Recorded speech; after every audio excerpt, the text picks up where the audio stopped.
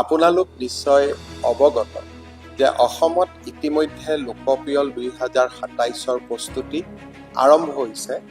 এইবাৰ লোকপিয়লত প্ৰথমবাৰৰ বাবে স্বগণনাৰ সুবিধা দিয়া হৈছে।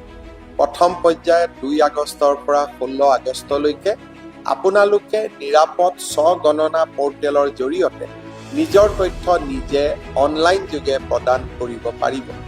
স্বগণনাকাৰী নাগৰিকসকলৰ ক্ষেত্ৰত গণনাকাৰীয়ে আপোনালোকৰ স্বগণনা আইডি অৰ্থাৎ সেল্ফ এনুমাৰেশ্যন আইডি সংগ্ৰহ কৰিব আৰু গৃহৰ অৱস্থান তথা প্ৰয়োজনীয় তথ্যসমূহ নিশ্চিত কৰিব।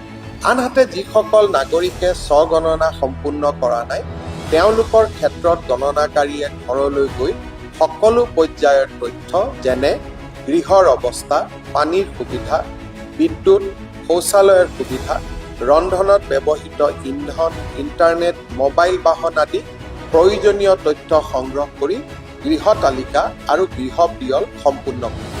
শ্ৰদ্ধাৰ ৰাইজ, লোকপিয়ল হৈছে দেশৰ ভৱিষ্যত পৰিকল্পনাৰ ভিত্তি।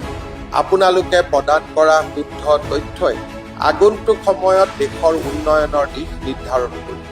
সেয়েহে আহক আমি সকলোৱে মিলি আমাৰ ৰাষ্ট্ৰীয় দায়িত্ব পালন কৰি বিকশিত ভাৰত গঢ়াৰ সংকল্প সফল কৰি তুলিম। ধন্যবাদ। জয় হিন্দ, বন্দে মাতৰম।